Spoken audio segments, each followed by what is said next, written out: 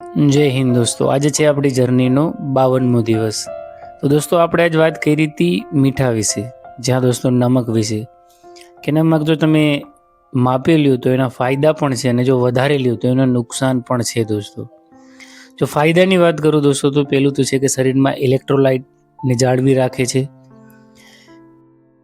કેમ કે મીઠું છે દોસ્તો એ શરીરમાં પાણીના પ્રવાહને રોકી રાખે છે, એના લીધે શરીરમાં હાઇડ્રેશન પણ બની રહે છે અને પાચન ક્રિયામાં પણ મદદ થાય છે દોસ્તો.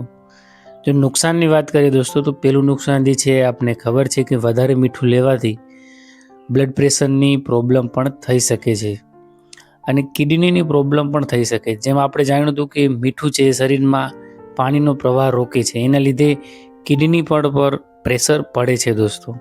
એટલે મીઠું છે એની લિમિટ દોસ્તો ડેલીની છે 5 ગ્રામ. 5 ગ્રામ મીઠુંની લિમિટ આપણે જાળવવી જરૂરી છે. અને ખાસ કરીને જે આપણે માથે સલાદ કે કોઈ પણ વસ્તુમાં કાચું મીઠું જે નાખી છે એને બંધ કરવું જોઈએ. કેમ કે આપણી મીઠાની જે ડેલી લિમિટ છે એના લીધે જ વધે છે. અને બીજું કે પેકેજ ફૂડ આપણે બહાર ખાઈ છીએ, હાઈ સોલ્ટી ફૂડ જે હોય છે એને પણ આપણે ઓછા કરવા જોઈએ અને બને એટલું ઘરનું ખાવું જોઈએ. તો મીઠા વિશે દોસ્તો એટલું જ, અને મને જણાવજો કેવું લાગ્યું. તો લિમિટ છે એને જાળવી રાખો. જય હિન્દ.